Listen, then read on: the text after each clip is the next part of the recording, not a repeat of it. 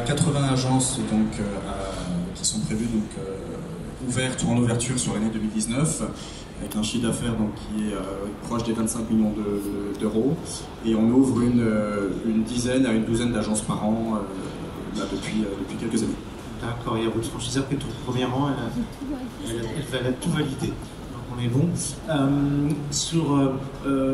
Pour savoir un peu, se faire une idée de combien ça coûte pour devenir franchisé dans le secteur des services à la personne, vous personnellement, en gros, combien vous avez dû investir en apport personnel et combien vous avez dû investir au total avec l'emprunt bancaire pour vous lancer?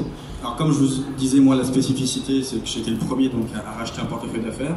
Donc le projet menu service partant de zéro, il faut compter entre 100 et 120 000 euros.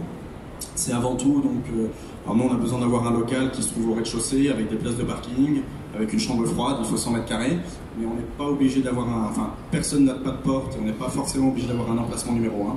Après, certains l'ont, c'est un plus, mais c'est pas forcément obligatoire. Me concernant, je suis dans une zone d'activité et c'est absolument pas gênant. Au global, 100 à 120 000 euros. Donc, me concernant, c'était un petit peu plus du fait du rachat. Moi, j'ai apporté 30%. Et ensuite, j'ai emprunté classiquement et j'ai par ailleurs bénéficié de 20 000 euros auprès de HDSI, Haute-Seine Initiative, qui est un organisme qui m'a en fait financé notamment une partie du BFR.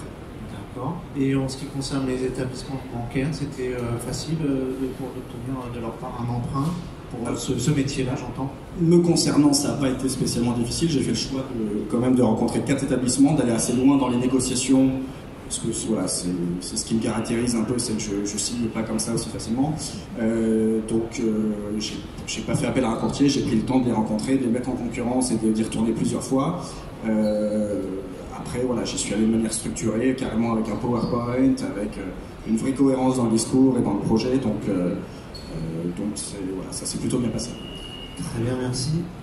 John Petro, combien vous avez apporté